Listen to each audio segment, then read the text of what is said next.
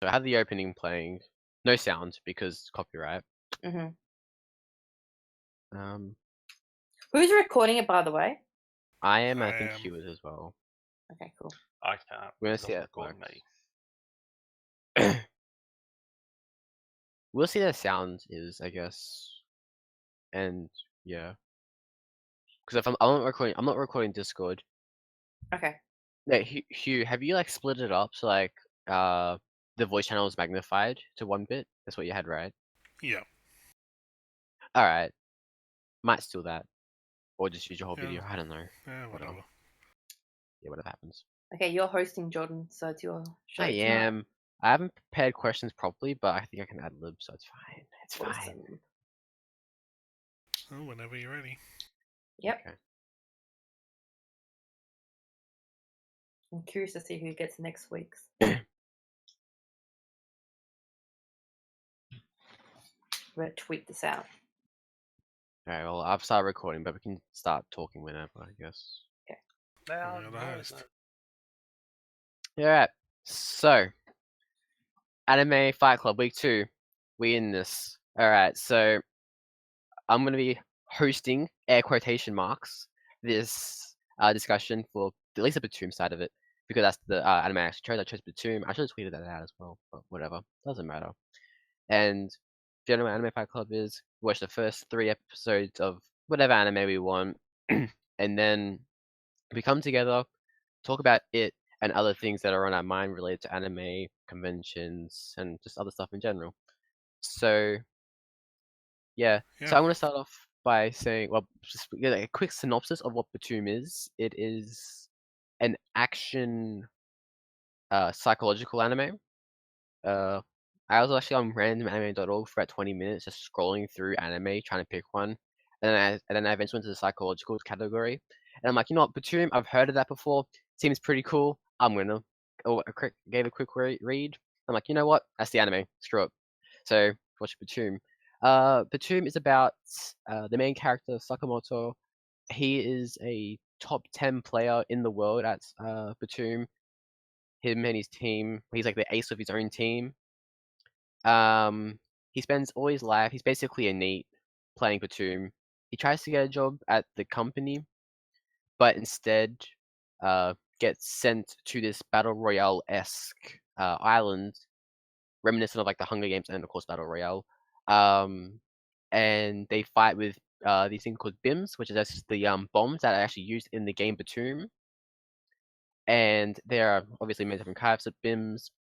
And basically, it just goes through Sakamoto's kind of like struggle for survival, and it touches on some topics which I'll ask about later. And yeah, so Why just steal like half of my points? I wrote a list, and you mentioned about half of them already. well, we can go through those as well, more in depth. So I'm gonna start off by getting the others' opinions first. We'll go top to bottom. So Farah, if you want to say your opinion on the anime first, the first 3 episodes, just like a basic overview, not too much going in depth, because we'll definitely go in depth later when we want to talk about specifics Okay, of certain sure. episodes and stuff like that. Okay, so I must admit, I started watching this quite late in the week because I had so much going on, and I was like, oh shit, I have to watch the first 3 episodes. I'm like, shit, I gotta get this done. So I kind of watched them all last night, so it's quite fresh in my head. Um, so I watched it with the dub, and I know I shouldn't have done that. I should have kind of stuck with the sub, but I was like, oh, I can't be bothered. I'm too tired to even think about reading subs. So I just went straight with the dub. It kind of reminded me of Sword Art Online, just the premise of the show, kind of thing. You know, the virtual reality and all that jazz. Personally, I wasn't really a big fan. It was really just like meh to me. I was just not, like Sword Art Online, as stupid as it is kind of engaging and captivating, and whereas this one was just like this this guy was entering this game of this battle royale, and I'm just like, well, okay, fair enough. I don't know if it's one of those ones where you have to kind of just keep watching, but the first 3 episodes didn't really capture my interest at all. Like I was just like, oh yeah, this is real, just like background type anime for me. I don't know, it was just meh to me. I was hoping to enjoy it. Like I love the opening theme song. I thought that was amazing, and I thought, okay, it's got a good opening theme song. I can deal with this, but yeah, I don't know. It was just not. It was not, to my liking really. It's just it's there, and I mean, if I have to watch the rest of the series again, I don't know if I would, but I'm glad I gave it a shot. Um, the voice, I mean, the dub for that one, was just it's a sense. Which one is it? Sentai Filmworks dub. Um, I don't know what it is with Sentai Filmworks dubs. Like some of them are really, really good, and then some of them are really, really shit. And I think with this one, I knew no one. I think I only knew like one or two people from the list of voice actors, and it was a lot of randoms. And I don't even think they suited the characters at all. So, yeah, I don't know. I don't think I'll see myself watching it in its entirety and stuff like that. But I guess it didn't really capture my interest at all. Yeah, that's my thoughts on it. Alright, Cool. I feel. Well, is Fiona gonna talk? I'm not too sure. I think she'll type, so she'll type. I can't. I'll read them out. Yeah, okay. Hey, Lana. Then we have Lana joining us. Hello, Lana. Yeah, she's Hello? here. Hey. Alright, well, while Fiona types it out, she can have her whole paragraphs ready at once. So move- Frankie, if you're actually going to talk as well, what did you think about BTOOOM? Just like a general overview of it. if she's there. Does she have her mic working? I don't know, I Who can't knows? hear her. Hey, Frankie. So Fiona's gonna type. Yeah. Just trying Keep to going. talk, but it's not working. Like, yeah, Frankie's trying to talk. What happened to the first time, Frankie? Alright, why don't we move on to Hugh and then Yeah, Frankie can let's move on to Hugh. Alrighty, well, And this then is let's keep it brief for now. this is another one of those animes on my ever-growing list of. I don't know why I stopped watching this. Rewatching again, I basically skimmed through the first 3 episodes because I'd already seen them. From what I remember, it's a very tries to get you shock value wise, which I don't think really works in a bit, and it just I don't know, seems very cliche almost in the first 3 episodes, which we can get into later. But it's like things happen, and it's like, oh, okay, whatever. With shit. The second episode, how it goes into Himiko's backstory, I thought it felt like it was longer than it needed to be, but being a main character, it probably was good to have, to see how she sort of gets fucked over pretty hard. But yeah, pretty much just like Jordan said, it's a very Hunger Games, like, it speaks to me Hunger Games in a very different way, I guess. But yeah, that's pretty much what I feel that hasn't been covered. So Alrighty. Lana. Okay, do you want me to read out Fiona's Fiona's. Okay, so I'll read out what Fiona wrote. So I watched it back when it first aired and had read some of the manga, whatever.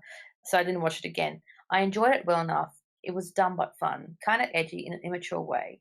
I liked the voice actor work in it for some reason. They felt really natural, like real people.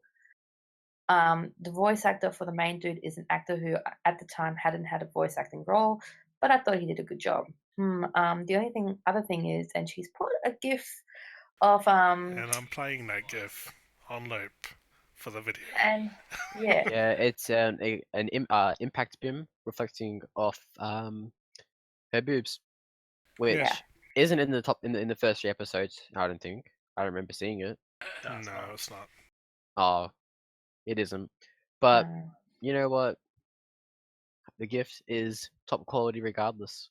It appeals to all actual boob physics, and the fact that an impact grenade won't explode on boobs, obviously, because there are no impacts on boobs, obviously.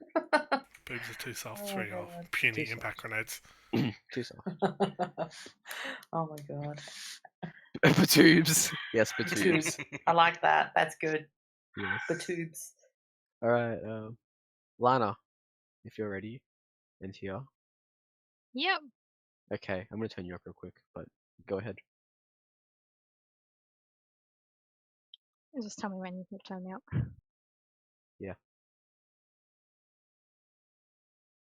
You good? All right. Yeah, I liked the show. I got really like Mirai Nikki vibes from it, like from the first couple episodes, probably because it's like a survival Yeah. game thing.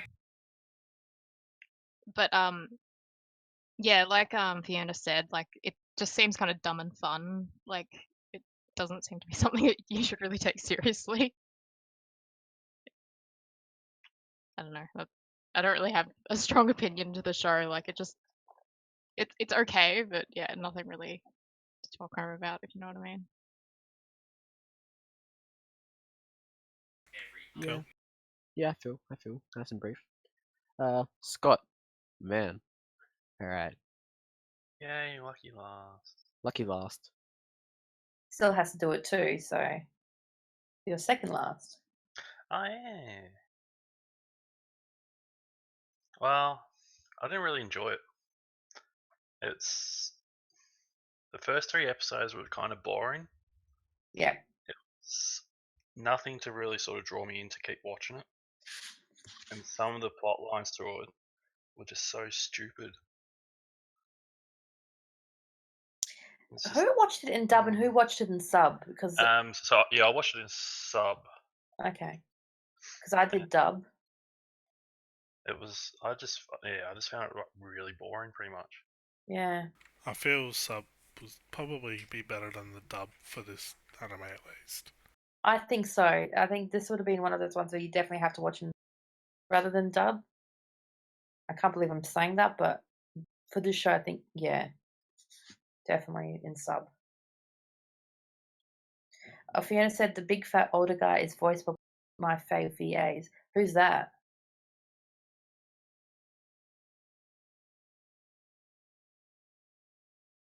Anyway, Frankie, what's your thoughts on it? Who's the actual voice actor? I think she means.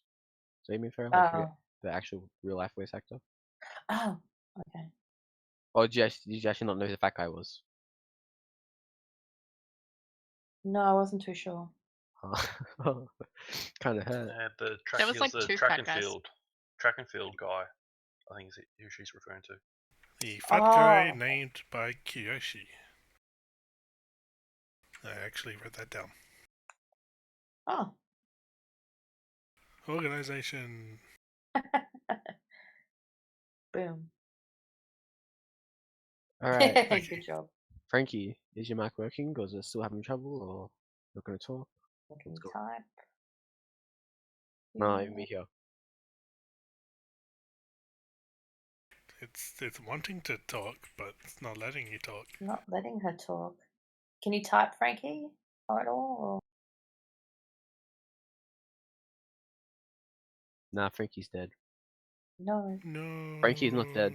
She's typing, so she's around. She must hear us. What's like the circle's turning green, but very briefly.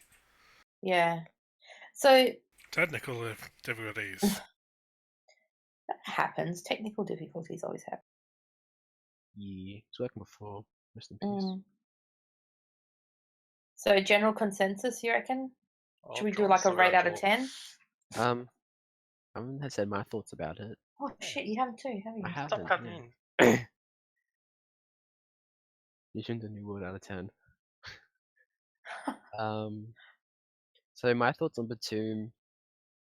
I liked it personally, not because of the action, because what it went through, what it made the watcher, well, the viewer think about during the anime, or at least what I thought about during the anime. The first 3 episodes, to me, from a plot point, weren't very gripping, but from an emotional point were. I felt like that it really questioned someone's personal values, which I'll go into more later, and also how how the one thing can change someone's outlook, or like one rule, or depending on how you're living, can change someone in a drastic manner. So yeah, that's my little thought about it. Rating, uh, I'll rate it like, I want to say a 7 out of 10. Yeah, like I said before, we'll go into more detail about the anime. And Frankie says the first 3 episodes felt like a setup, which seems a lot for a short series. I believe BTOOOM is 2 seasons, by the way. I'm not too sure. And Sakamoto is a bit of an idiot, not rare for a protagonist, but I couldn't believe he didn't know about the countdown on the bombs. That said, I found it interesting enough. The opening was great too, and I'm 7 markers I'm working now. Seemed okay before. Also, Frankie, quick note that he did get tased in the head, high voltage, so he actually forgot everything that had recently happened, and only remembered the general idea of BTOOOM. Yeah, but you see a scene where he looks at the bomb counting down. That's like you mean the first scene? He's a little daft. Yeah, when he accidentally activates it, he doesn't know what it is. Yeah, Yeah. he's like But looking at the countdown. And you can see it counting down. Yeah, I get what you mean. Yeah, I felt like he should have known after that first bit anyway. Alright, so a couple of things I want to touch on. Firstly, the whole idea of a battle royale show is to obviously pit people against other people, and the majority of the people don't want to be there. Like, they just don't want to be there. They don't want to fight. They're all pacifists. And obviously Sakamoto is a very big advocate of this. So is the fat guy. What are your thoughts about like how people can change? Like, how people can change? Because I know Sakamoto is like obviously very adamant about not wanting to fight, but Himiko, I think her name is, yeah. As soon as she kills that first guy, her outlook on life completely changes. She has a very terrible stigma towards men after obviously what happened to her. Like, who wouldn't? And she sort of finds justification in her actions of killing him because what he did to her. And obviously, there's some other people in the anime who just outright kill people. And yeah, so I want to hear your guys' thoughts on how the whole battle royale genre, or like how you feel like the anime made you think about the characters and what you'd even do in the situation. Oh, sorry. You go. I feel it's it's hard to tell because me personally, I haven't been in a life and death situation, so I don't really know how I would react in that. But given there's this group of 20, I think, or roughly, that people who are not so much taken, but put on this plane, like, and then pretty much told, now go kill each other. Like, that would, in your brain, you're just like, what? And then sort of as you come to the realization, you would realize that if you want to survive, you have to kill. And obviously some others have harder times. But I think with your example of Himiko killing the rapey guy, I think... I don't think he's dead. What? I don't think he's dead. I can't remember, but yeah, whatever. That guy. Or who she killed beforehand. It's like, I think in that moment, that's when her brain realizes that, oh shit, we can do this. We actually are able to kill other people. Like, shit, maybe we will survive. Yeah. Like, it's moments like that where it's such commonplace in societies. Well, not commonplace, I want to say, but it's not far fetched because things like that happen. Like, Well, definitely not anymore now. Like, I just feel like that's coming up soon. Like, the um, The you battle know, royale. the battle royale, pretty much. Like, I love shows like that. I think they're great. Like, I think that's why I kind of love the Hunger Games and the actual original battle royale Japanese movie and stuff like that. I think that they're really, really fascinating, and just that dystopian type of reality, and this could happen in the future, kind of thing. But it has to be done to make it believable, kind of thing. Like, I keep comparing this to Sword Art Online. I don't know why I'm doing that, but at least with Sword Art Online, it's scarily how it's actually happening now. Like, we've got those VR portable controllers, and we've got these virtual realities, or these virtual games that we can enter and things like that. Like, this is not something that's you know impossible. But I mean, I think with the battle royale type stories, they have to be relatively believable. Like, BTOOOM is pretty believable in that sense, I suppose, but it just wasn't captivating enough for me to go, whoa, this shit can happen, kind of thing. Like, I was like, okay. I, on saying that though, is there a battle royale, like the actual battle royale anime or anything like that? Because I'm pretty sure there is something like that, but I can't possibly, recall what it was called. just movies and Oh, it's manga. just the movies. Okay. All right. See, I would love to see that in anime form. Yeah. That'd be really good. Yeah, that would Because be it could pretty just good. go a bit further than what the movies and the manga could as well. See, it's just asking to be happy. Fiona's saying it right now. It's only and the original novel and spin-off novel. So for me, it could happen. But like shows like Attack on Titan and things like that. That's that's bullshit. Like, and that I'm saying that what period is Attack on Titan? Is that meant to be like the future? Is that meant to be like the past, or is it just I like some? believe it's old school European times. So pretty sure. okay, Because I know it's set in Germany, or I think it's around Germany, which is why, in my opinion, the dub's better than the sub. But we're talking about BTOOOM here and not Attack on Titan. yeah, no, sorry Go into about that that. later. But We can touch on that later, definitely. yeah, But yes, those are my thoughts. I mean, if you're doing a battle royale type story, it's got to be done well. Like, it's got to hit the emotions and get to you, kind of thing. Like, you want to feel for those characters and stuff like that. yeah, and like BTOOOM, the premise is there and it's all good, but the fact that they use bombs to fight, in my opinion, makes it so hard for everyone to relate. Like, I can definitely feel for Himiko, like not on a personal level. God no, I'm not empathizing with her, but like rape and stuff like that, that intense stuff happens in society like almost every day. I want to say, I don't want to say, but and the fact that people like Himiko can just get this immediate stigma or like kind of like a phobia of just like men or like certain people just from one interaction with them. And I'm like, don't get me wrong, Scum swish. I'm not saying, oh, don't worry, if you get raped, you should not be afraid of men. Like you have all right to be afraid of men. Oh, that's a real.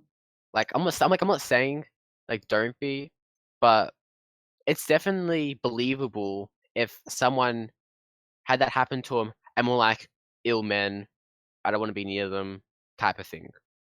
Like that to me what stuck out the most. Like these characters as a whole, they go through things that are definitely different and really couldn't happen.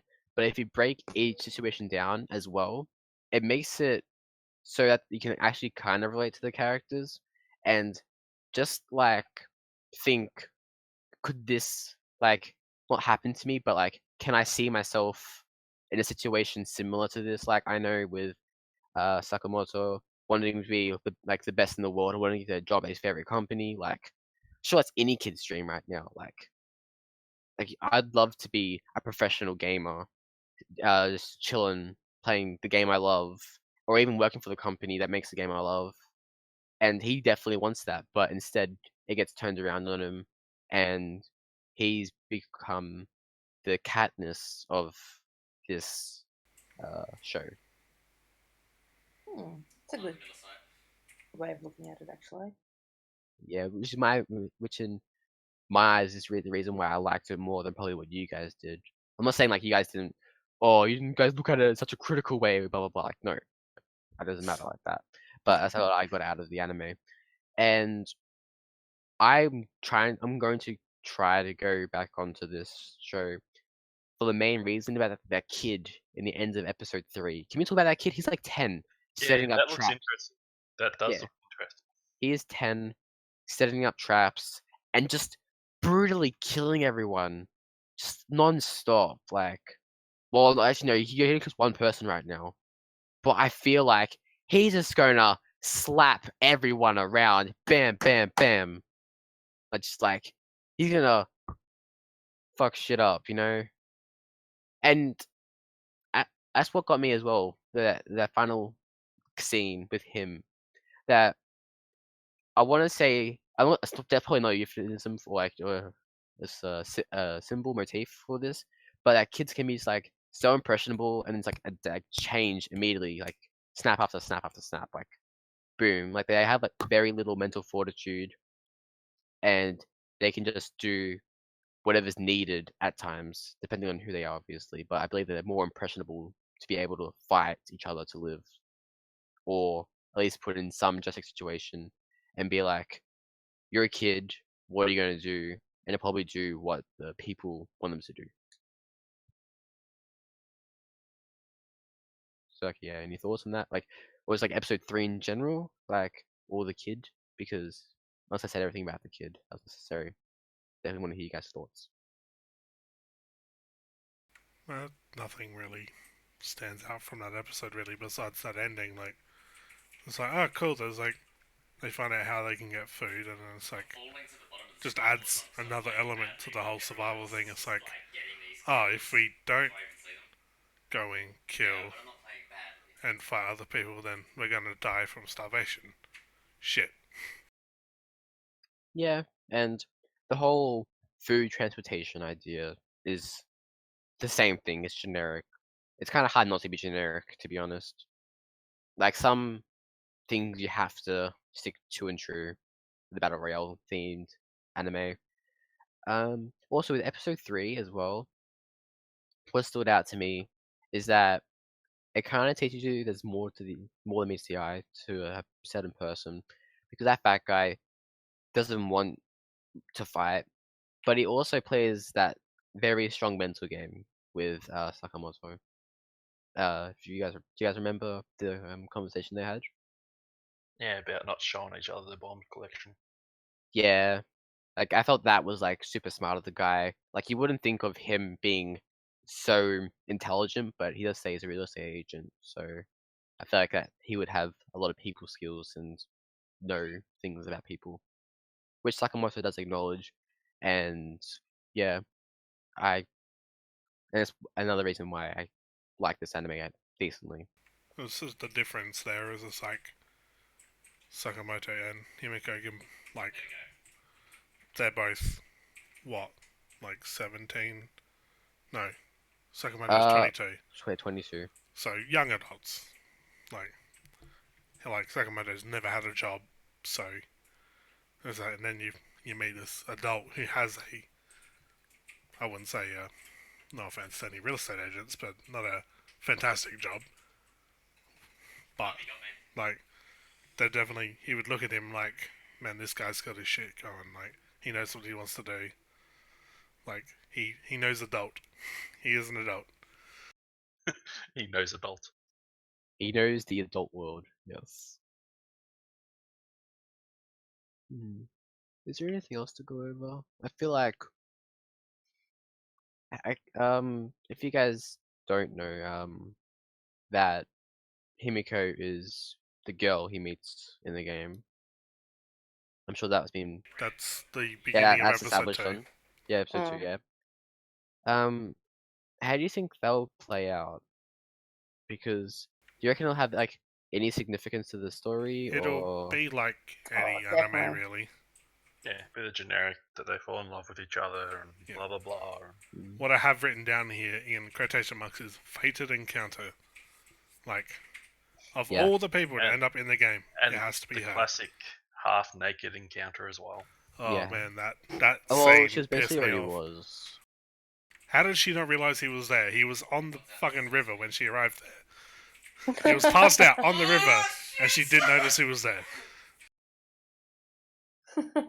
And then gets upset when he is there.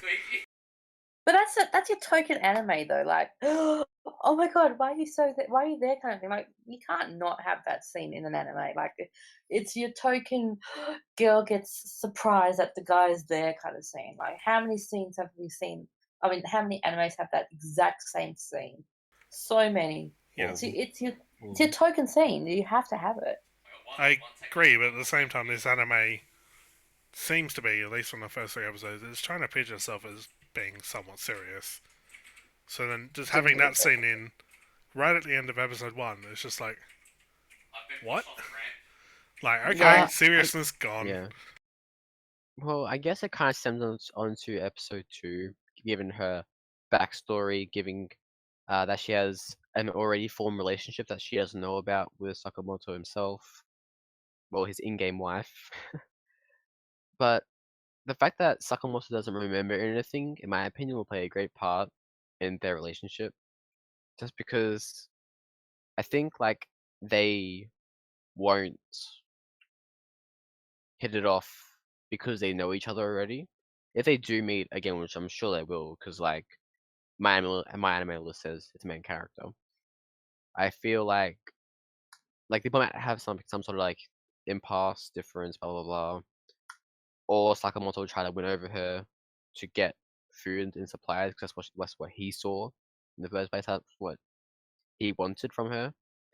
And in my opinion, also Himiko's reaction was absolutely perfect. Like, I'm not saying surprised anime guy. Oh no, I mean like they're building the hatred of guys even further because she looks at him and he looks 20, 18 even maybe. We can go with that. And it's very similar age to what she is as well. So the fact that her reaction is that to everyone shows what mental damage that one guy did to her, and which will play obviously a big part in her viciousness towards the end of the anime, in my opinion, Totally. as well. Yeah, like I feel like Himiko's 15. Yep. He's 22. Oh. God. Japan. Japan. Japan with your legal 13 years of consent. Gotta love Whoa, that. is it 13 over there? It is. Oh dear God. I didn't realize it was 13. Oh God. Yeah, it's Oh, 13. The more you know. man. And it's funny Jesus. because And for 40% of guys? them 13. It's 13. It's funny how like most of them. Wow. Isn't that an urban legend? I can look. I looked it up on Google, and yeah, I feel like it. I feel like it shouldn't be, but I feel like it is as well. Knowing Japan, like No, I just looked it up on Google and it is 13. it is 13. There we go. Easy. So that Easy explains money. how they can get away with so much shit on their anime then. Because Yeah, 'cause technically they're lollies legal. are illegal. Lollies are Although illegal. it is dependent on the prefecture. Oh. So that has an effect on it. And I think it's age of consent if you are also under the age of 18. But that's Yeah. different.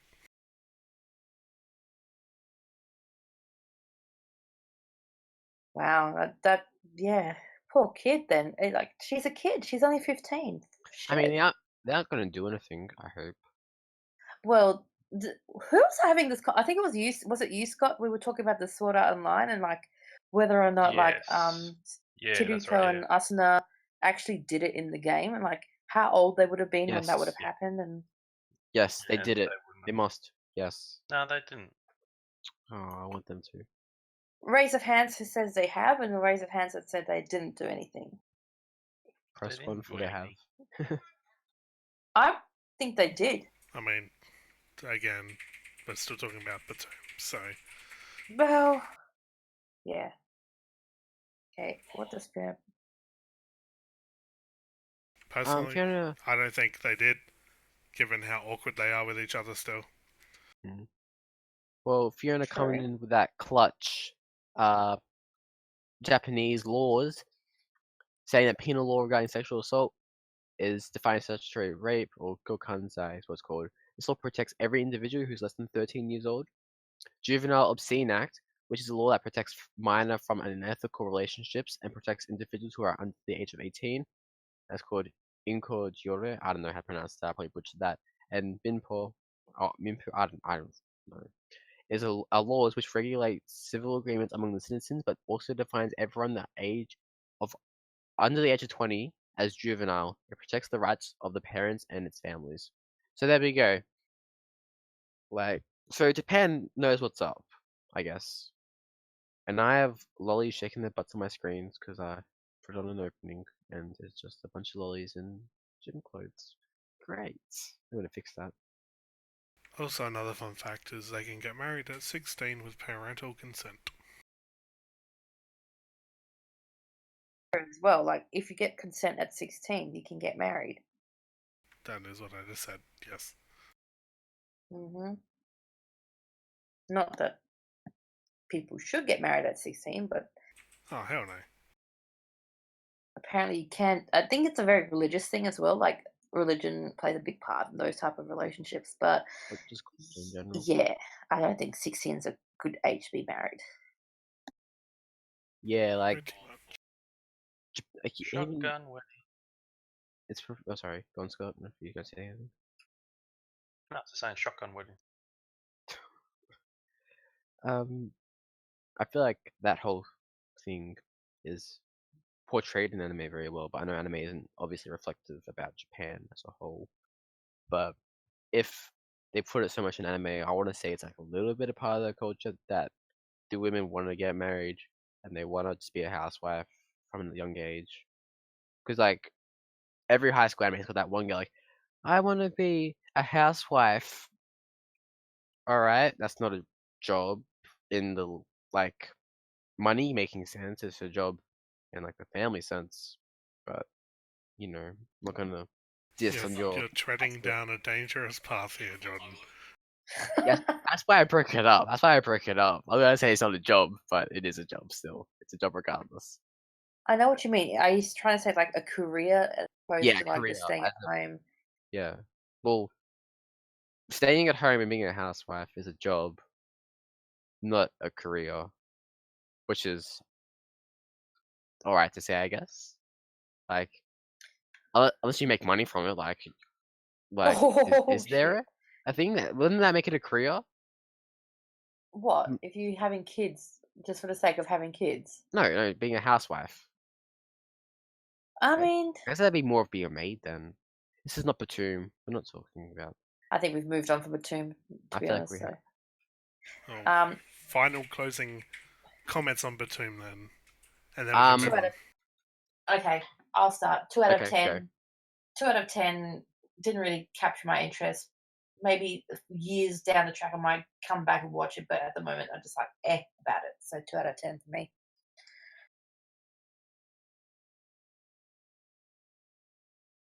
It's really low. Pretty low for me. Pretty low. I would have given it like maybe a light 7, I guess. A light 7. Is that a hard 6? Well, definitely a 6, and maybe lightly touching on 7. Depends how it Alright, goes. it's like a 6.9. 6.99. Yeah. Well, okay, whatever. Alright, Hugh. Final verdicts. I would say, yeah, probably a 6 out of 10. I think they missed some opportunities to draw people in. They're drawing people in from the character backstories where, I don't know, there could have been more, but I'll probably finish it. Yeah, right. Scott, my man, what's up? Based on what I think, I would say probably a 4 out of 10. All right. Just because, yeah, it's the 3 episodes are not attention worthy. Yeah, and I'm pretty sure BTOOOM is the second season as well, so it obviously is a slow pacing anime. I'm assuming. For a 12 episode season, 3 episodes Yeah. wasted on this character building was pretty bad. Yeah, that's true. Fiona rates it. The game has only just begun out of 10. Is that like a Good one. is that like a 7? Is that like a 7? Yes. Okay, it's a 7. All right. Fiona gives it that solid 7. A light 7. light 7. A light that's 7. Scott. Scott, a It's light it's 7. 95% fat free. Fat free. Yeah. All right, Frankie. What is your verdict?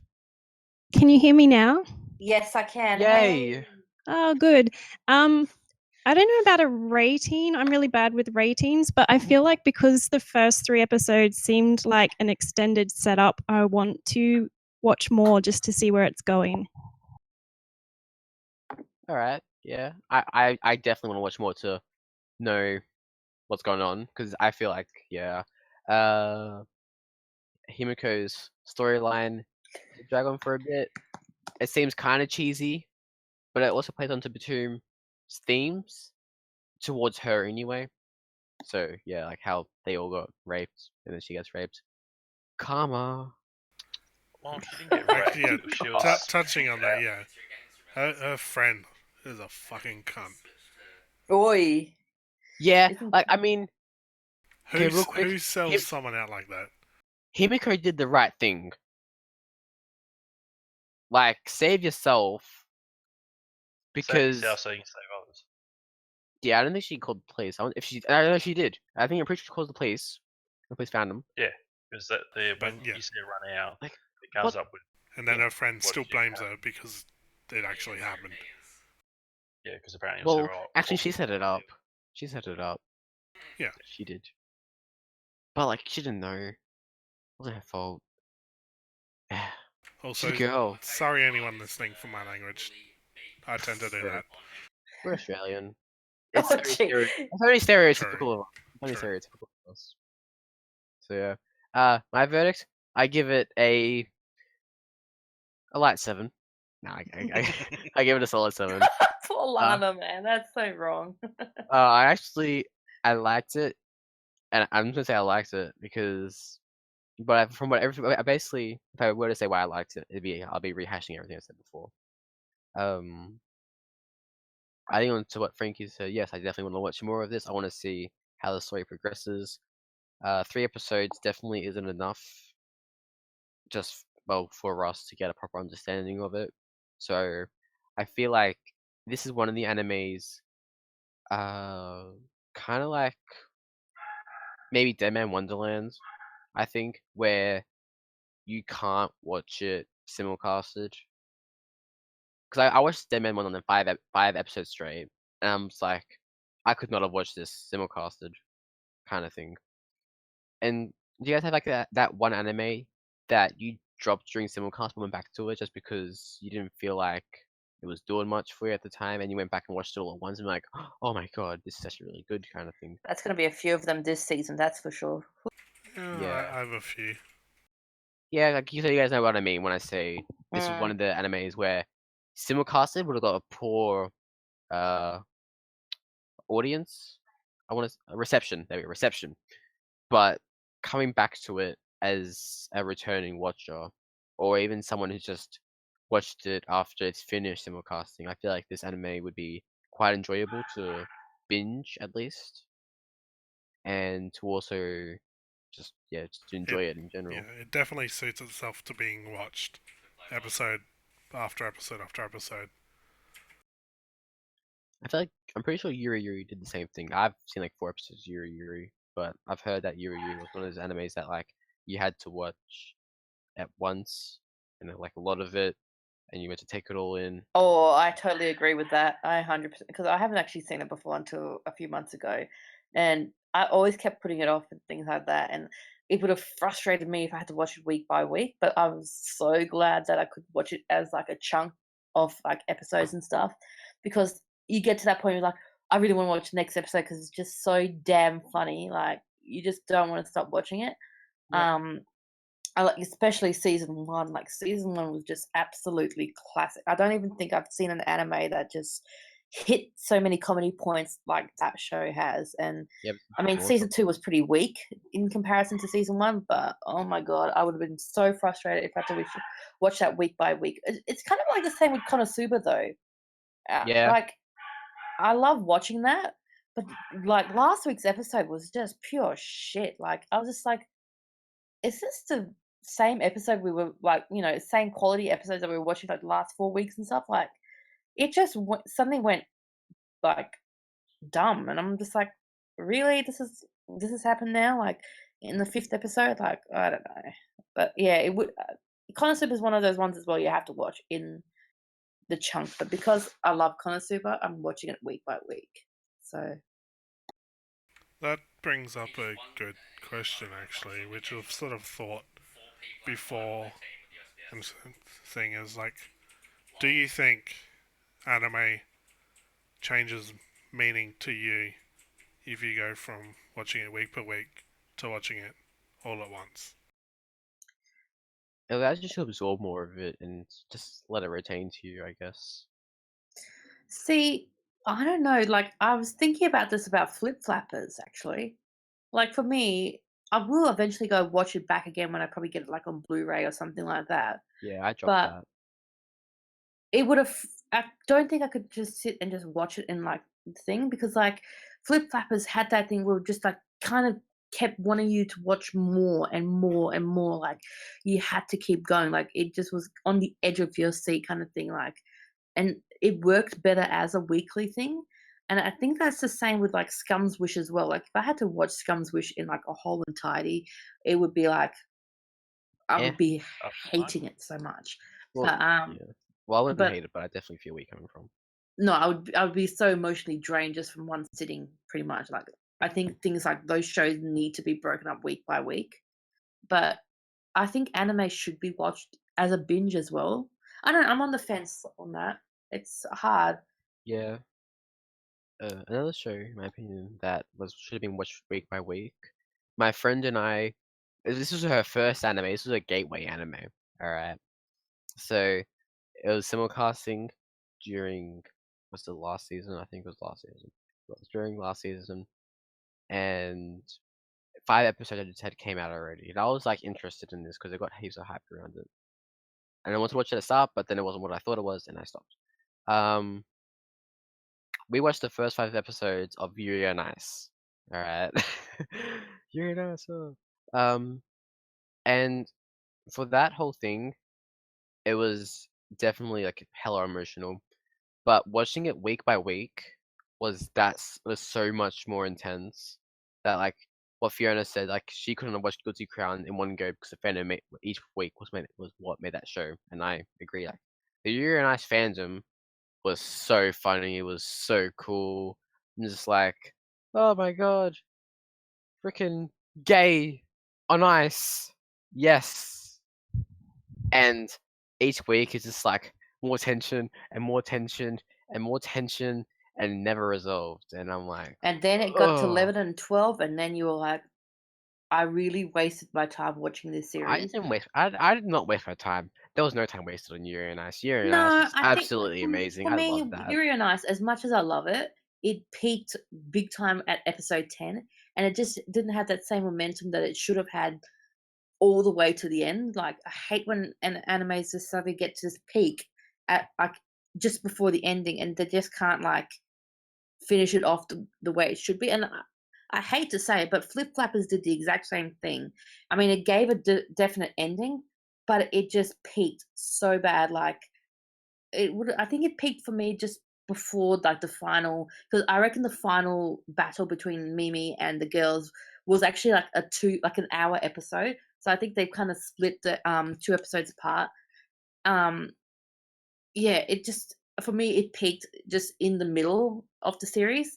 And that's not to say like all the episodes were bad or anything. They were great episodes, but it just when it peaks, it just, I don't know. And I hate to say it, same with ReZero as well. It peaked like I still think of the episode when Beetle comes in. Like that episode to me was just a piece of art. Like it was just so good.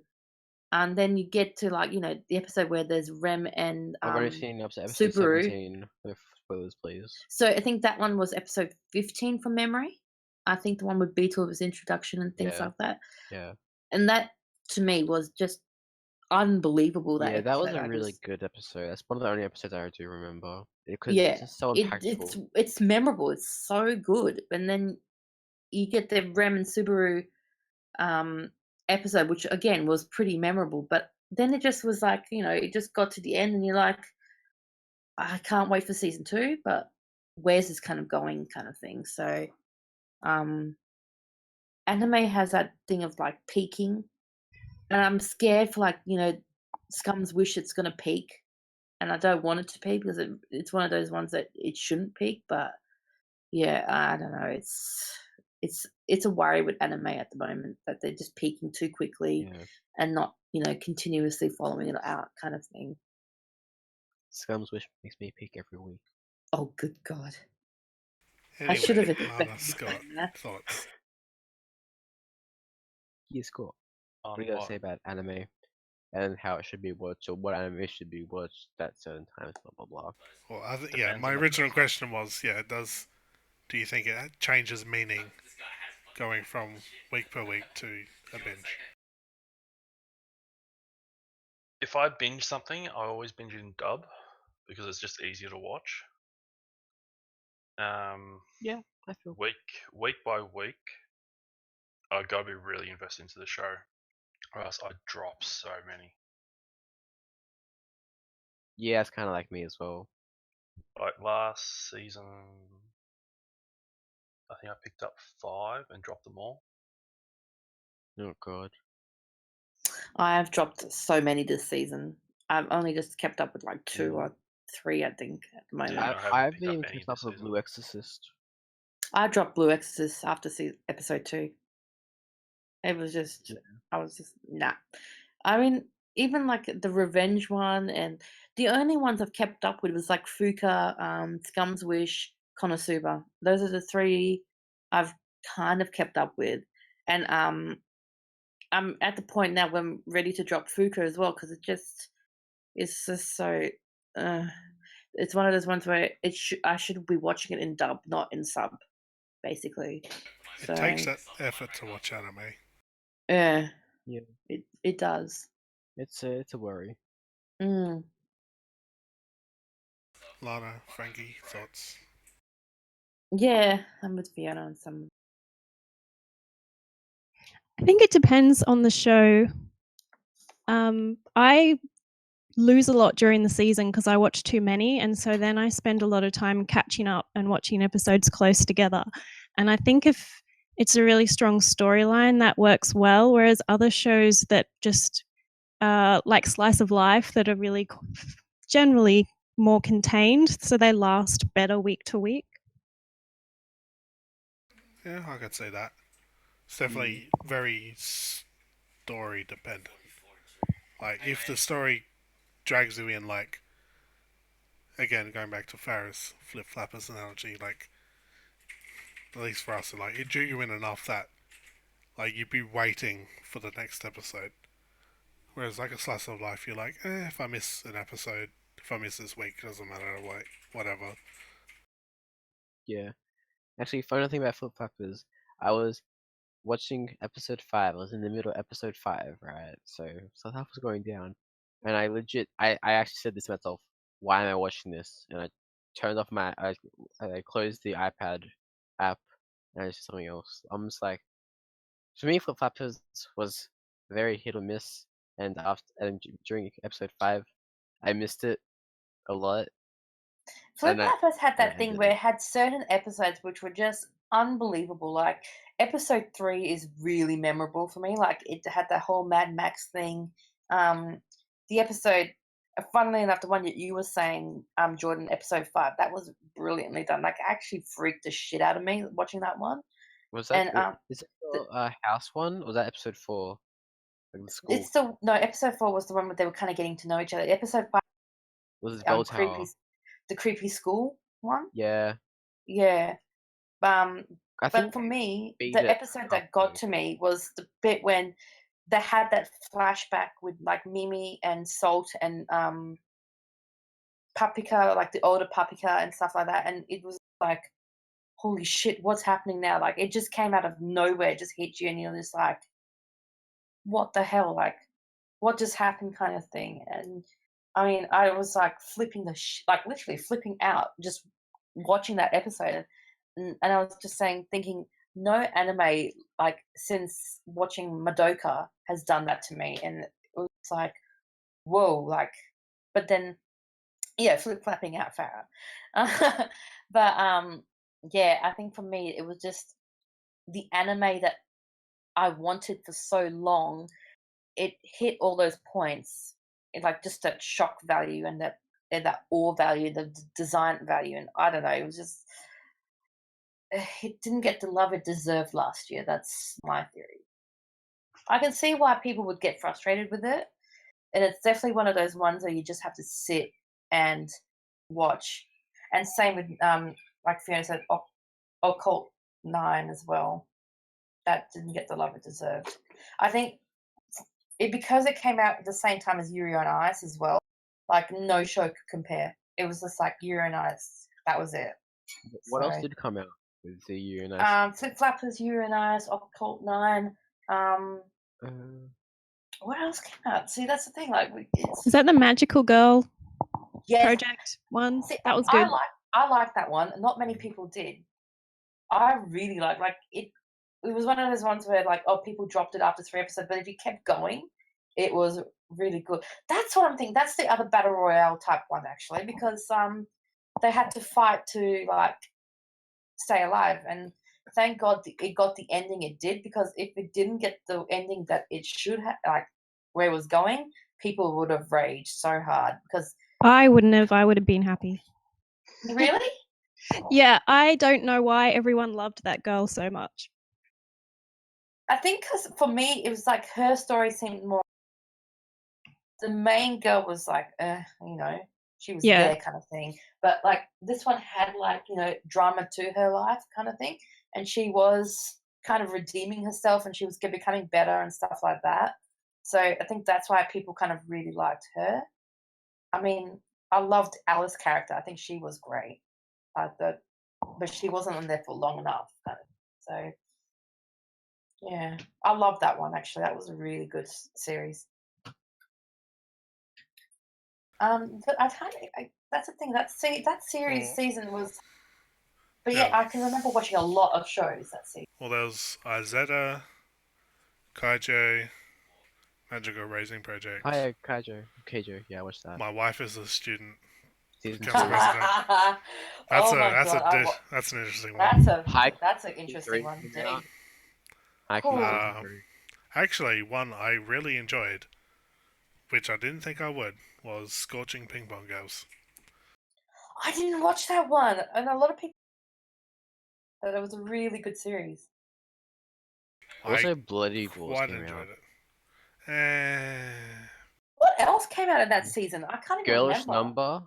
Girlish Number, Kiss Him Not Me. To Be Hero. Really good. Kiss Him. To Be Hero was brilliant, man. That was so good. A massively underrated one. March Comes in Like a Lion. I love Girlish Number 2 episodes. But yeah, a Nanbaka as well. Nah, I hated that one. That came out that after 1 episode. I liked that. Not enough to continue, but I'll go back to it one day. It was fun. I enjoy it. The one that everyone was like, oh, I was hoping it had some promise, was Bloody Wars.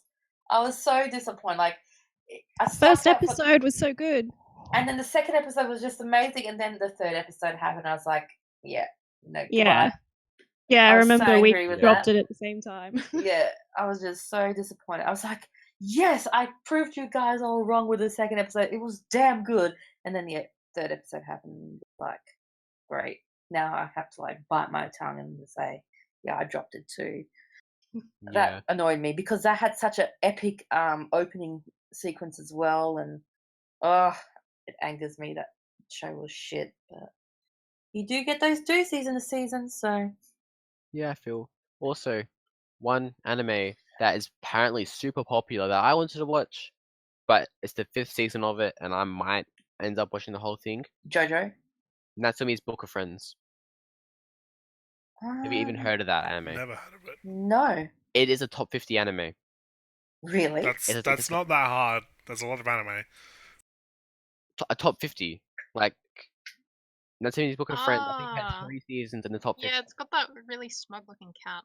Yeah. The smug Um, cat.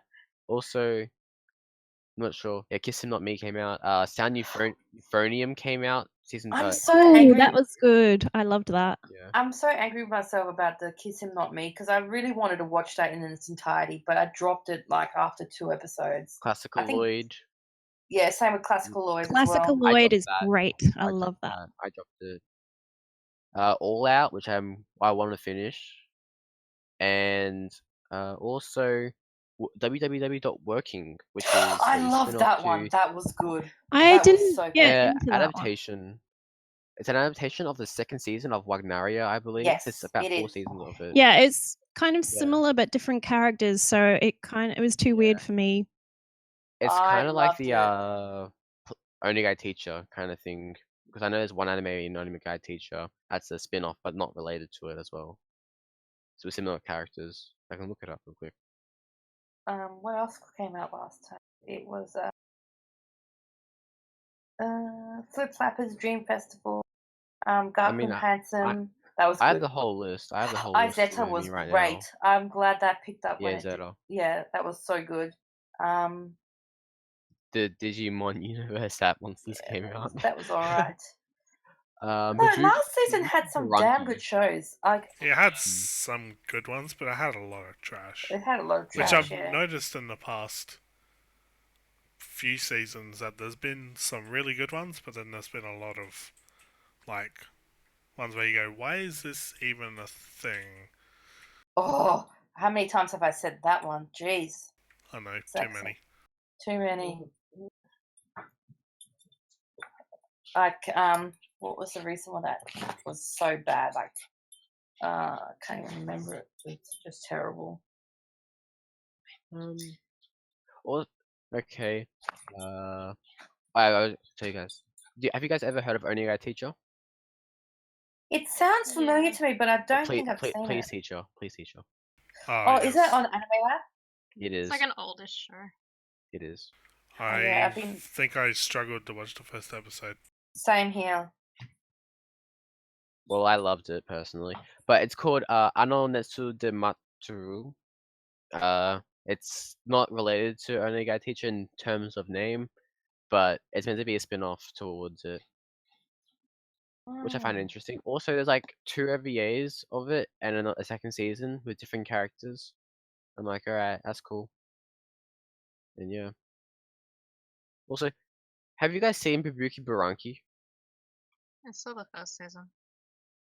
Can we like talk about how bad that is? Oh god. It's Yeah, I pretty didn't really Because enjoy it. it's. Can we talk about that season in a whole? Like the first season of Bubuki Buranki, right? That season had itself, Endride, I believe, had Haruchika, which is alright. Alright. I dropped it though. It's alright. I believe it had Luck and Logic. Did it have Luck and Logic in it? Yeah, I think so.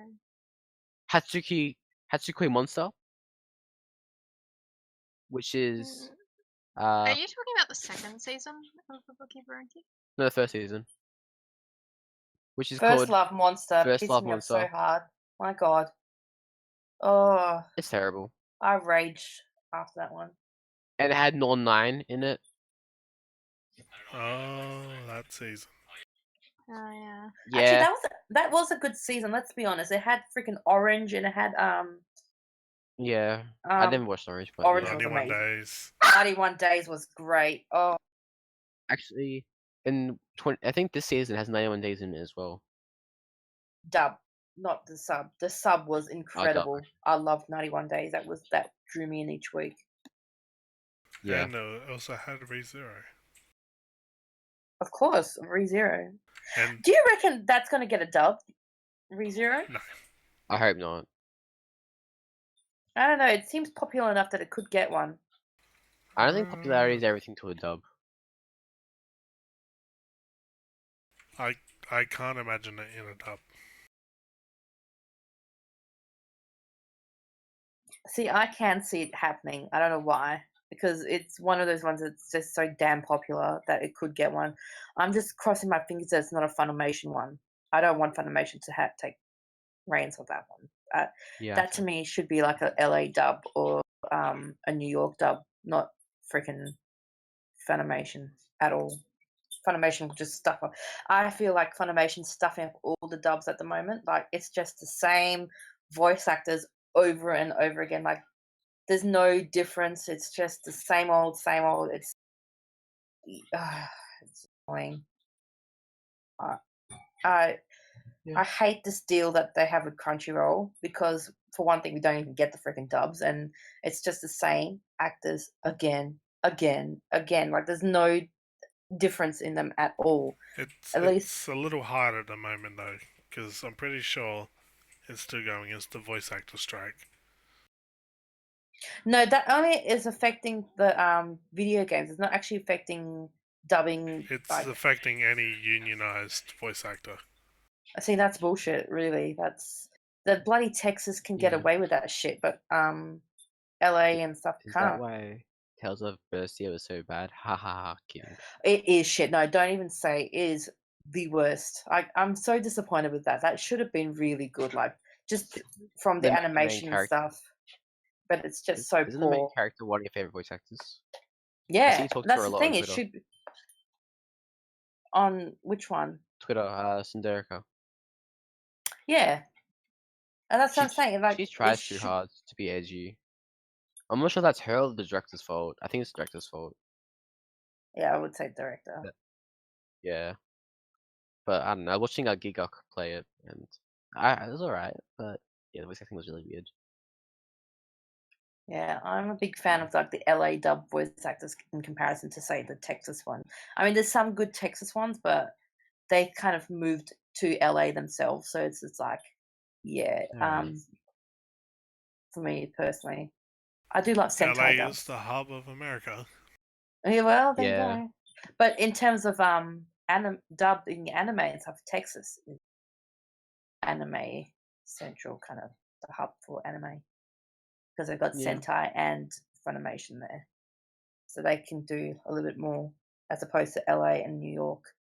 New York used to be the first one. New York was the original dubbing crew until they kind of moved all around to Texas and LA. I mean, Alright. if you look at some of the classic animes, they're all dubbed by like the New York crew, and they were some quality dubs, like really good dubs. But you don't get that anymore. You just get the same old voice actors that don't hit the same mark as they used to, kind of thing. I think that's why I'm turned off a little bit now with dubs. Like I used to love watching dubs, but now I'm just like, there's no difference. You sort of realize how often the same person is in each show. Yeah, no variety. Yeah, exactly, Fiona. There's no variety. Before you used to have like, and she says like at least the Japanese voice actors have more range, and I agree now. I can see how it's not an easy job because you're still trying to portray the same emotions that are in the original recording, and it's a copy is never as good as the original. So Yeah. True. Well, my 2 cents. I'm not really big on dub myself. I don't really care for it. But my one quarrel with it is Amagi Brilliant Park. My mate, he does his own thing on YouTube. Pika Cheeks. He does cracks and stuff. He's really, really good in my opinion. But he's making an abridged for Amagi Brilliant Park, and he's a massive Oh my fanatic God. on it. He loves that show. He will play that show. He used to play Steins Gate so hard. He will shove Amagi in your face. If you ask him what anime should I watch, he will say Amagi. That's what he'll do. Amagi. But, I'm not mistaken, but didn't that get a dub recently as well? Yeah, I'm gonna talk about that. right? Mm. So, there's a character, her name's Sylphie, right? And in the Japanese sub, you know what? There's one scene where I forgot the pink bear's name. I don't really know. I don't really care. Is like kind of listing them off, saying the names, and saying something about them. And Sylphie has a long ass ponytails, and then she says helicopter, but like in the most girlish, high pitched voice, like ditzy way. And you get the dub, and it's almost emotionless. It's basically emotionless. Like the dub to sub stuff doesn't happen. Like that's why I don't watch dubs personally, because I feel like the English voice actors can't get the lines right in terms of emotion, and sometimes they just sound really weird. Like to me, dubs. I'm not saying it shouldn't exist because obviously, like people like dubs. Some dubs are really good. I'm not saying all dubs are shit. Like Attack on Titan dub was really good in my opinion. Like it was so good, and also about the voice actors. They're really nice. Um, yeah, like it's just some dubs are absolutely stupid in terms of how they sound. Because to me, I reckon everything sounds cooler in Japanese. Like, can you guys agree with me? Like everything sounds so cool in Japanese, and it sounds so much more dramatic and emphasized. And then you got English, and I guess that could be like I'm not sure if that could be reversed. Like if a Japanese person watched a English version, well, Well, I wondered that that'd be with their Ruby subs. actually, because Ruby Ruby, is yeah. an English primary show, but it's based like Japanese, and apparently the Japanese absolutely love Ruby. Like they're obsessed with Yeah, Ruby. the Ruby fandom is huge. Like Huge. I've So watched the I'm curious. first volume of it. I like it. I like it a lot. I actually didn't mind it. It throws you off with the animation, but the story itself is actually Yeah. really, really It's one of good. the only 3D anime I'm going to say air quotes anime. Okay, air quotes anime that I tolerated in animation wise, but the story and everything about it was really good. I liked it. The story was great. It was really captivating, but the animation for me I was wouldn't just consider it anime. ooh. That's just me. No, because anime is Japanese cartoons, and sure you can base it off Japanese art style, but in the end, is Ruby actually an anime? Yeah. I'd probably say no.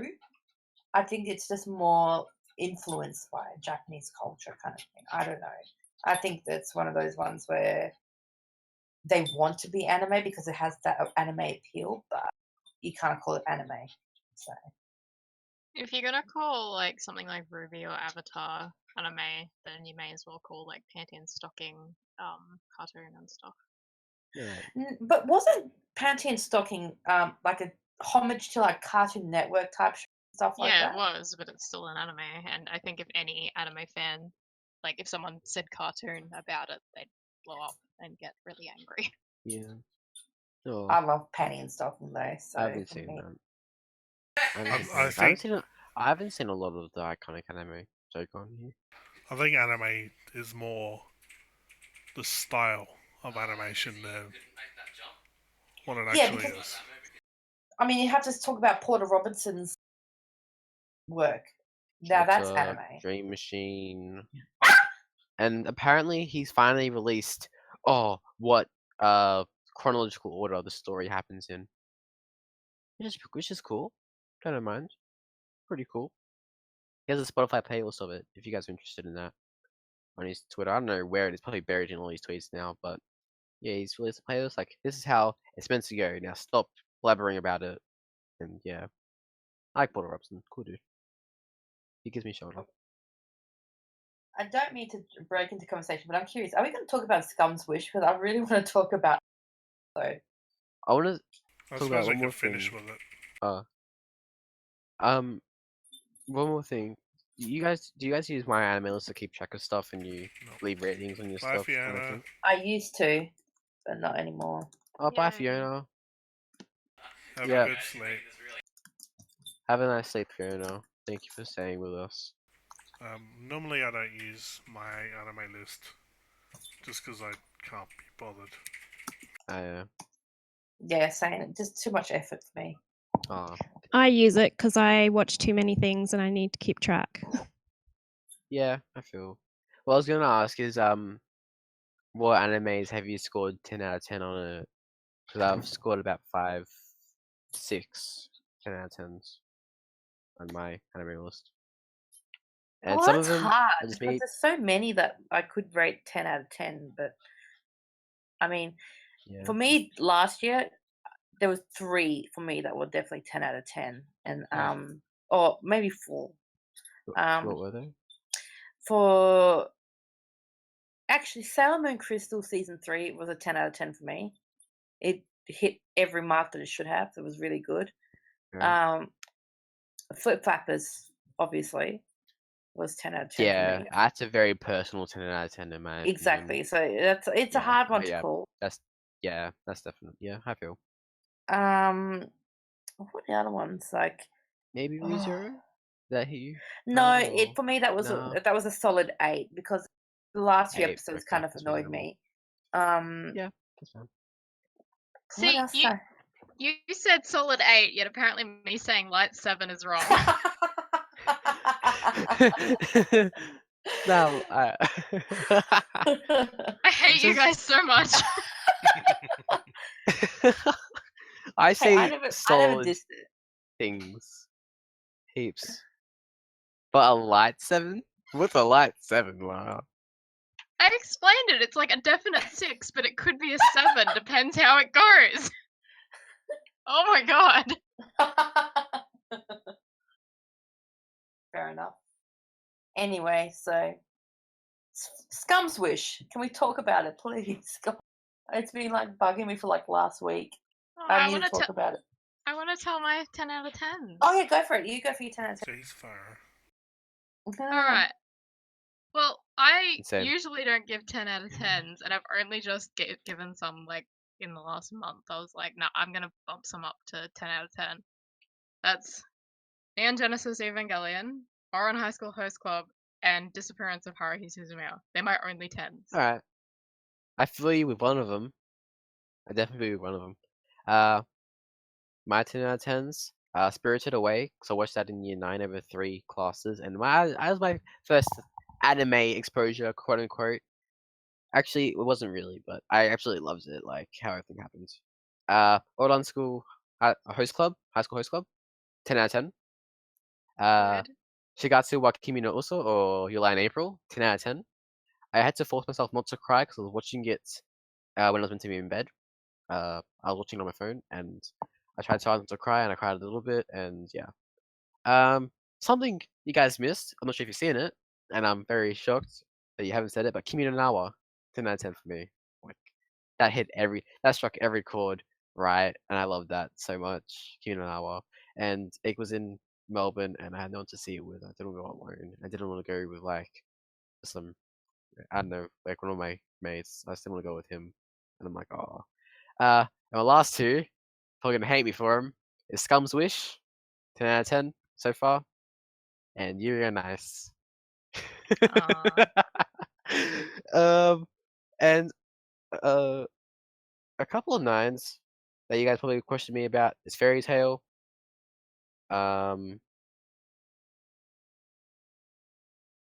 Shit, So many 9s. there are a lot of 9s, yes. But we'll stick for 10s. See, Oh, for that me, and Seiren. Seiren's a 9 for me. Are you serious? I love That Seiren. show is so bad. I was Bloody gonna hell. say I was gonna suggest Seiren, but you have to watch the 4 episodes, not 3. So Really? yes, Hmm. for the 4th episode seals it all together. It's a 4-bit story kind of thing. Okay, I'll have to give it a shot Yeah. again, I suppose. Yeah, and it'd probably be better now to watch it. It's probably one of those animes you have to watch at once, like we were talking about before. Okay, Scum's Wish. Let's talk about it. Yay! Why do you leave out the rest of us? Oh yeah, sorry, Hugh. I thought because you didn't use my anime list, but yeah, go ahead. Tell us your 10 out of 10s, and Scott as well. There wouldn't be too many on the list. I think 10 out of 10. Alright. One of them would be Kill la Kill. I think it's just Yeah. Oh, 100% for me there too. So like, I don't have any faults with that at all. Nah, so brilliant that show. Yeah, there's not too many others that were really up there enough that I'd be like, yep, like definite rewatch this like every day. Maybe Konosuba season 1. Yep. Yeah, season 1.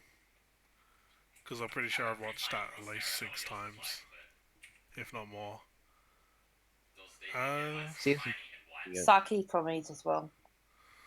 Yeah. Gave that a 9. Yeah, I don't know. There's not really too many that I'll go back. Be like, fantastic. So, a lot of 9s.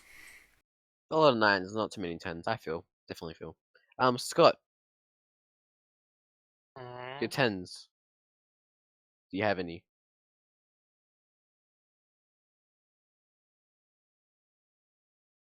Yeah. Do you have any 10s? Just by going off memory, it's the pretty popular ones though. There's Code Geass, Full Metal Alchemist Brotherhood, and nah. Yeah, no. I enjoyed it, but it's not a 10 out of 10.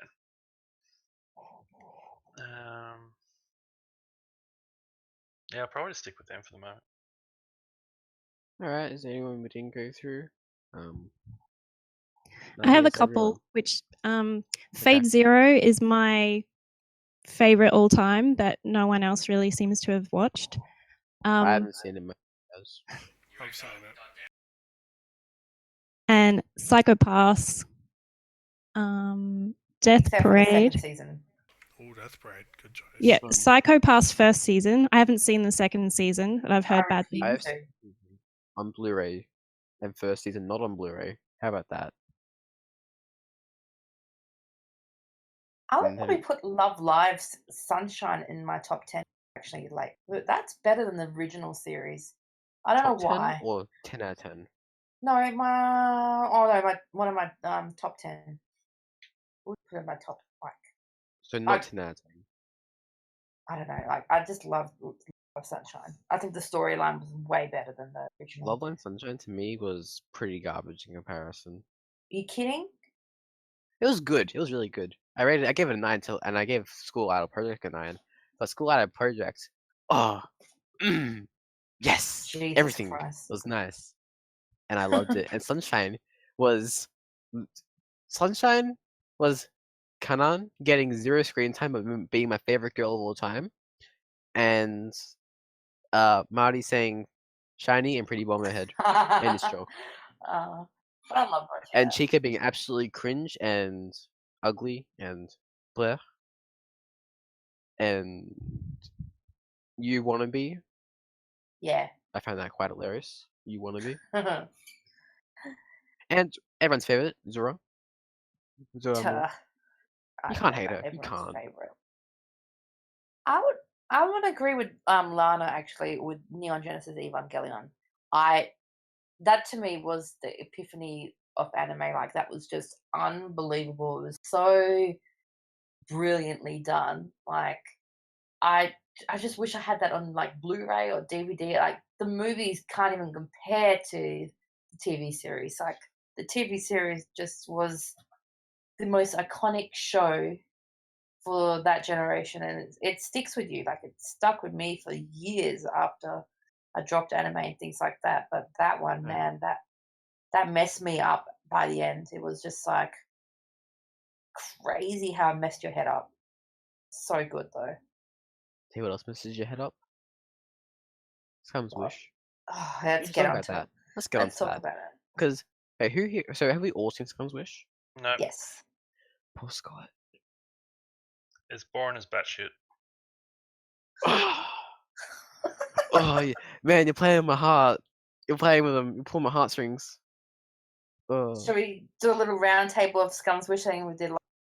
I think everyone's caught up. Scott. Scott listens in anyway, but Yeah. I think everyone else I'm caught gonna up. go get ice cream, so do whatever. Fair enough. We'll call you back in a minute. All right.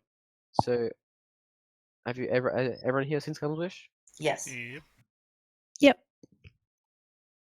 Let's start with Lana. Lana, your thoughts? Lana didn't say anything. It's funny. I don't want to go first. I'll just be like, oh, the whole time. So, I feel like Hugh has some nice opinions on Scum's Wish. He has nice opinions on anime. I like him. So go ahead. Oh Hugh. yeah, May. Yeah.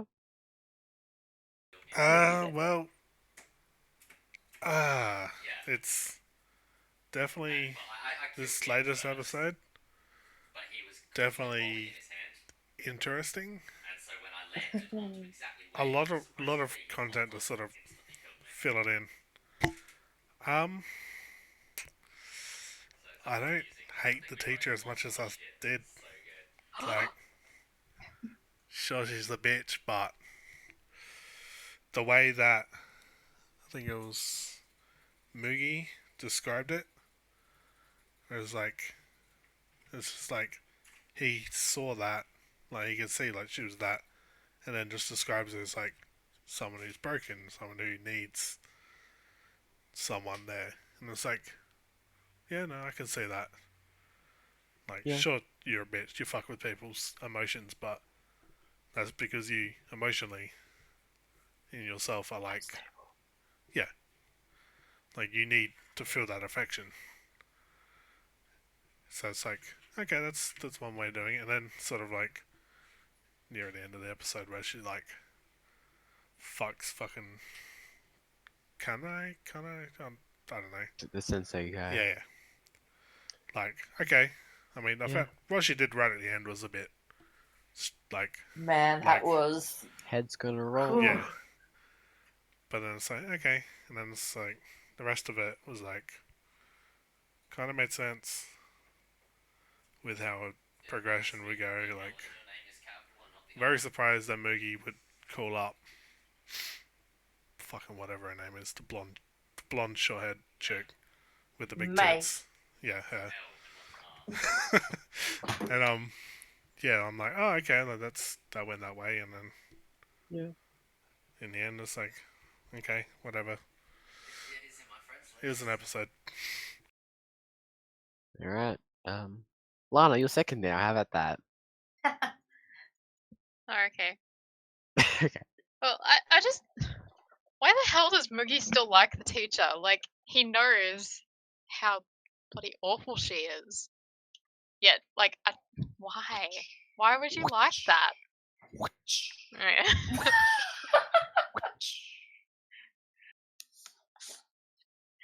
I don't know. For me, like, I really like Moogie, so it's like when he blatantly says that he already knows how terrible of a person she is, I just suddenly now can't like him. It's just like, what are you See- doing? Good point, because like in the 4th episode, you know, like, or was it the 3rd episode? I think it was the 3rd episode, because we didn't see Mugi in the 4th episode. In the 3rd episode, he knew, like, you know how that teacher went out on the date with the other guy and stuff, and it was pissing off Hanabi like so much. Like, she was like, "What's going? Like, this guy is with, you know, her. Like, shouldn't she feel some sort of emotion, kind of thing?" And Mugi's like, "Oh yeah, he's like, you know, one of her students. I don't think much of it." I would have been like Hanabi. I would have been like, dude, what? Like, and then it kind of was explained more in the 5th episode. Like, he knew already what her type of character was. Yeah. I'm with you on that, Lana. That's kind of like Mugi as a character in general as well. I feel like he's very But- aware. But it's all right. I'll wait till my thoughts. Anyway, keep going, Lana. Continue, Lana. Oh, that's about all I have is just my frustration at that. And frustration as well, but we'll talk about that later. Oh, Jesus. Okay, so I guess it's my turn then, really. Go ahead. Oh, what an episode that was, though. That was just holy shit. Like, I mean, you know, the teachers are I think she's probably one of the top 5 worst characters. Like, the ones you really hate, but you know there's going to be like something redeeming about her, but I can't see it at this time. Like every action she does, everything she does is pure selfishness, pure evil. Like she only cares for herself and things like that. And it's really scary because, like, for me, I love Hanabi. Like, I think she's my favorite girl. I want to protect her at all costs, kind of thing. Like, she's so innocent, but yet so influenced by all these actions and scenarios and things like that. That she's becoming this teacher character. She's turning into this teacher character, and I think she's actually developing some sort of feelings towards Mugi. Like, she has that connection. Like, Definitely. she's definitely Easy. questioning the relationship she has with, say, Echan, because she doesn't feel comfortable as opposed to what she does with Mugi. And I think she's not realizing that she's got a thing for Mugi. Like, she probably, and I think Mugi's starting to realize that he possibly could have a thing for Hanabi as well. Like, you could see that kind of in the recent episode. But I don't think Hanabi's at that point in herself, like, that she wants to take that. I think she's still, in her mind, she wants that relationship with the teacher, and there's no like actual break for her, kind of thing. Like, she can't personally move on until she's got that last bit of Closure. she ticked that closure, kind of thing. Like, she needs that closure in order to move on.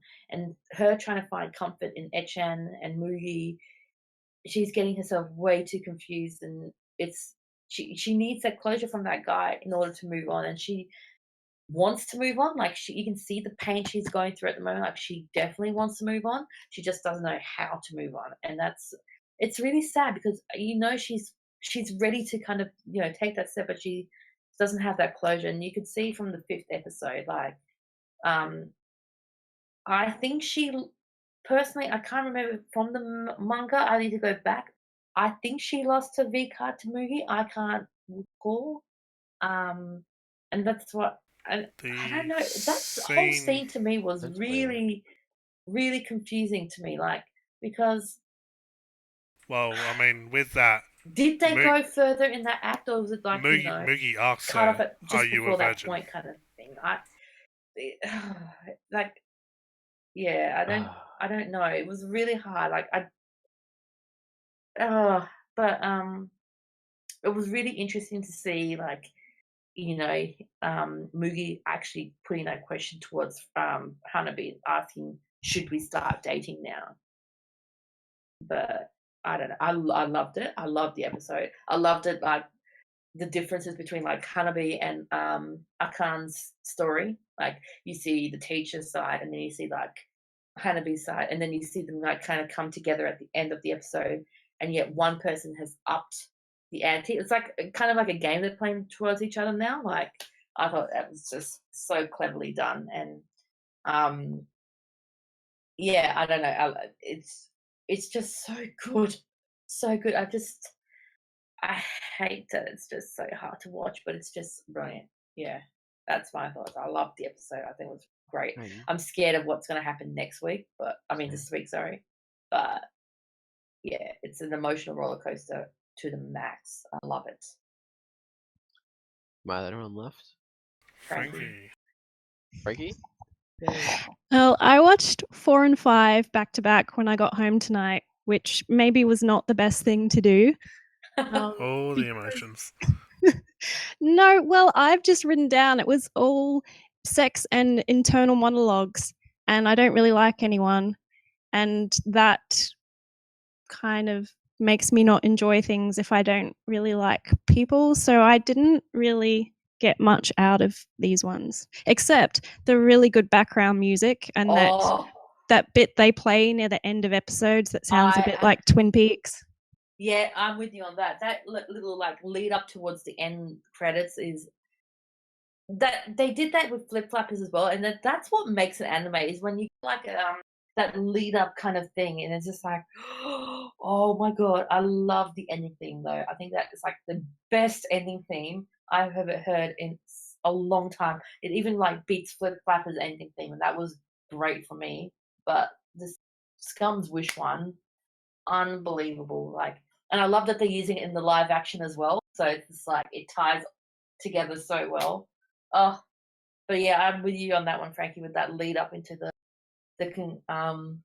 the ending credits. Oh my god, love the background music and everything. So good. That's what makes it for me. It was like I tweeted earlier after I watched the episode, because I only watched it tonight, that the audio engineering in this series, like, it tells a story almost as much as the story does. Like, Yeah.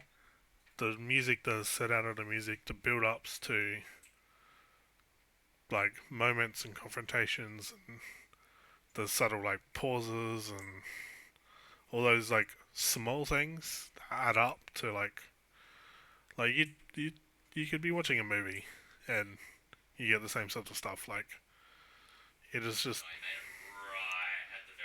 so well done, which I think that helps make the anime what it is.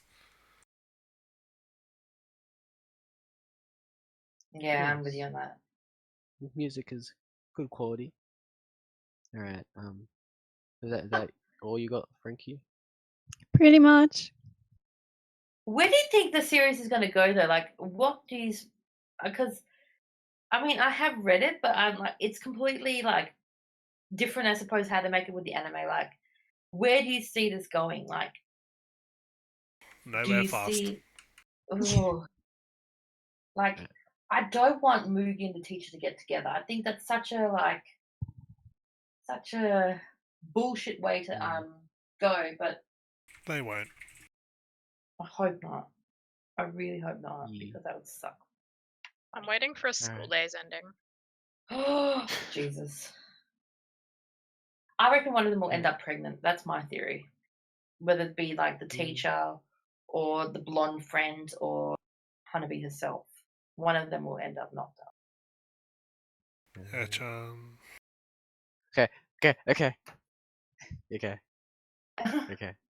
Onwards. Okay. You triggered me. Not in a bad way, but I Go want on. to get Say stuff your off my piece. chest. Here we go. Get comfy, guys. Ed-chan's best girl forever and ever. Oh my god, yes. Please. I love Ed-chan so much. Her emotional turmoil inside herself and just her as a character is absolutely amazing. I love that there is Yuri in the show, obviously. Well, not obviously, but yeah, I love that there's Yuri in the show. It helped me as a person. Like, there's not much Yuri stuff out there. Luckily, Citrus is going to get a anime adaptation. I need to finish the manga on that. Another story, another time. Anabi as a character is very, I want to say caustic. That right word? Maybe very sensitive as well. Definitely. She, well, maybe even volatile. In the internal sense as a character by herself. She gets quite confused and frustrated when things aren't looked at from her point of view. Hanabi as well is definitely a very confused character. She doesn't know what she wants. She thinks she But does. she's best girl. Best girl. H.N. best girl. 100%. She doesn't know what she wants. No, it's like no. She has no control over herself. I mean, like she did it with Ed-chan. Like, I mean, I guess what you call Mugi and Hanabi's relationship, I guess could be an open relationship. It could be. I mean, It's a form of. form of, yeah, definitely, because they haven't officially stated it, but they quote unquote cheat on each other, and they're completely fine with it. I mean, come on. The teacher as a character, she's a slag. I hate her, but I love her at the same time. And I say this because her character is a bitch. She's a straight out cunt, but it's done well. It's done in a way where it's meant to be. It's driven towards the viewer that she has a thing out for Hanabi for no reason, and it's clearly emphasized that she goes to any lengths to just try and fuck with this girl, only because she likes the teacher. She only goes after people that like someone else. She wants like to. It's kind of like a war with the teacher, with the bitch. I'm gonna call it bitch. With the bitch. She goes for people that have other people interested in them. Like she wants to be loved more than someone else. She wants to feel special because she's better than someone. And her as a character is very well done, but she's a fucking bitch, and I hope she dies in a hole. Mugi, on the other sense, I feel like he knows what he wants. He wants a teacher, straight up. Like I know Hanabi wants a teacher also, but I feel like Mugi's more set on it. I feel like Mugi is more clear cut on the whole. I'll use you as an owner hole. Yeah, but And I don't know about that because I think he's starting to like realize that it's not yeah. just this anymore. Like he's like, especially in the 5th episode, you Yeah, can the see fifth he was episode. like thinking about like, is this really what I want, kind of thing? Like, is Yeah. this And gonna give substance, kind of thing? Hanabi So as he's well definitely thinks yeah, that. Hanabi being, I want to say because the stereotype of a female going to come out and sense that they're usually more emotional and they're usually more compassionate. I want to say when it comes to these types of things. Of course, I'm only banging on stereotypes here, but I feel like Mugi's finally coming around. I don't think though they're gonna do anything of the sort until later on, maybe episode 8. I feel like they're gonna have sex. I do yeah. want them to. Well, I mean, they tried. They tried and I mean, didn't he work got it out. halfway in. I want to say. Yeah, Don't know why they didn't use lube. For Christ's sake. but I want Ed-chan to have more screen time. A lot more screen time in the bed with oh, jeez. Hanabi or anyone really. It could be anyone. Like See, if for if me the though, if she's a Ed-chan, like, bitch though, because she who is using who's a bitch? gay Ed-chan. Like I can see why you think that, she but definitely is. There is no doubt in my mind that she's using her knowing that Hanabi is vulnerable and she's just like lashing out and like, you know, going to anywhere she can find comfort. And she's taking full advantage of that for her own personal gain. That's really like that's bullshit. but in the same way, you can say that yeah, she's a bitch for doing that.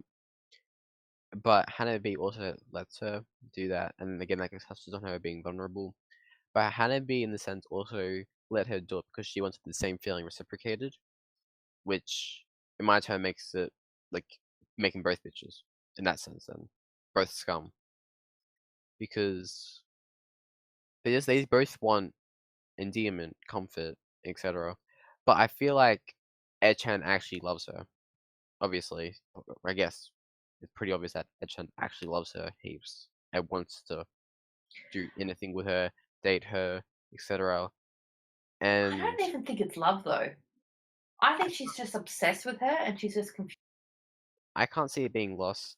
A stalkerish thought, maybe? I don't know. I thought it was pretty stalkerish that she kept following Hanabi and Mugi around before this whole Well, thing happened. I mean, I always had eyes on my crushes in school. Like, But to I the didn't point of stalk them. following them home? Oh, no. No, okay, yeah. Okay, I see. Yeah, see, yeah, Ed-chan's kind of stalkerish. Plus, it's the way it's just like, I think it was 4th episode. It was pretty much like No, her whole attitude was like, I know you don't like me like that, but fuck Yeah. it, who cares? Yeah, Exactly. that's That's Take what it. pissed me off. So she's just as bad. She's scum.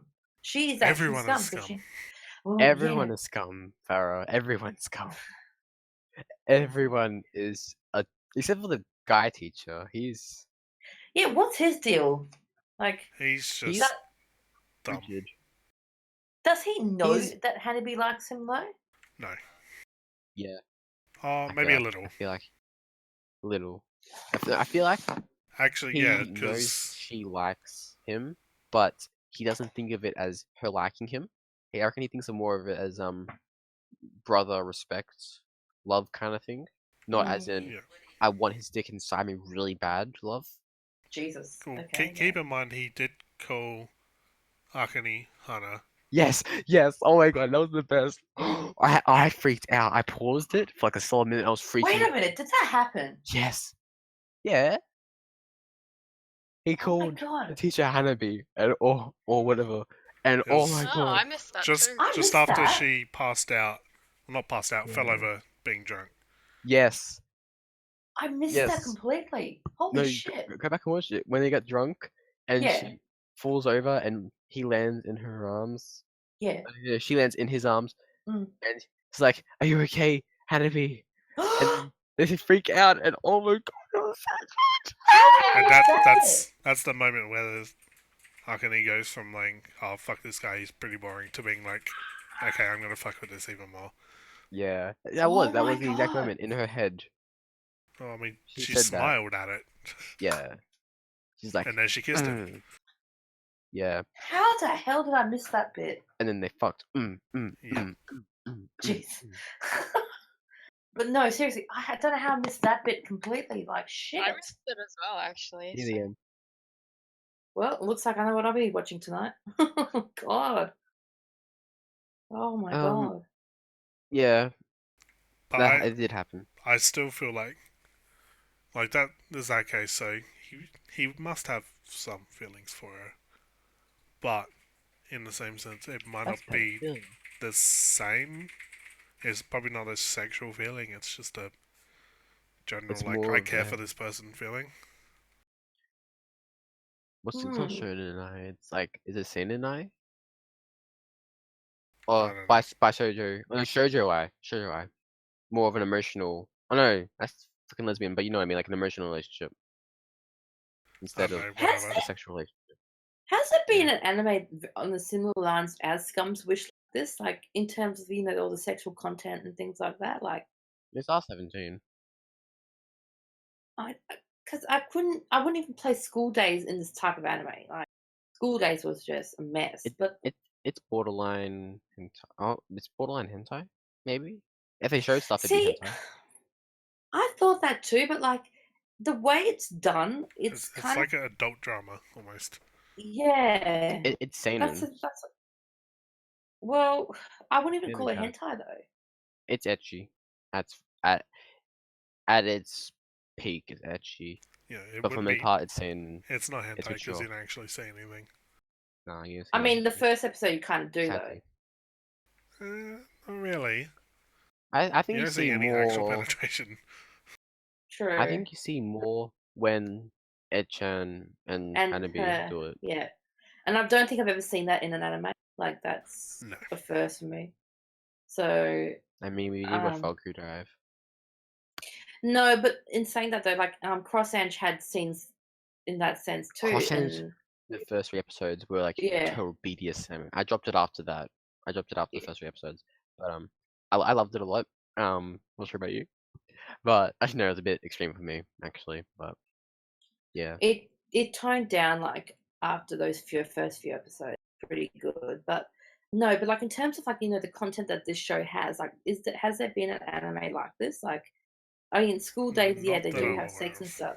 if But like, Citrus gets its anime adaptation, there'll be another oh one. my Like, god, I hope it does. I've been reading the manga. Yeah, I've heard about that one, and that apparently is It's- really good. it's not extreme lesbian. It's moderate, but like they do it, and it's really confusing as well. I find that the manga's quite hard to follow. That's me reading manga for the first time, I guess. And Well, I You think it have goes. to be careful with yeah. manga. I think it goes back to my comparison last week, which it seems very similar to like a visual novel. Whereas you find a lot of visual novels often have this kind of content where it's like very story and emotional based with the fucking and the sexual relations and whatnot. And for some reason, like those scenes to me, like as shocking as they are, it's not as bad as it would be. Like okay, those scenes are pretty full on. Like you're like whoa, but it's to the point where it's like actually it tells the story in a way. Like it makes Yeah. it more realistic and more personal. It's not there for the This- sake of it. Yeah, and like this shit does happen. It's not like it's not Valkyrie very Drive. realistic. This type of show. No, this is very much like this is real life. This shit does happen. Like That's something I wanted to say, but I forgot. and Well, that's sort of it's like the live action. Like there's certain things. So the whole anime sort of gives off that like if you watch real life vibe. Yeah, I like that. I like that about that show. That's what it draws makes me it to the show. relatable. It's so realistic. It's so real. He gives you emotions about things that you didn't know you had emotions about. Or that you did have emotions about from repressed.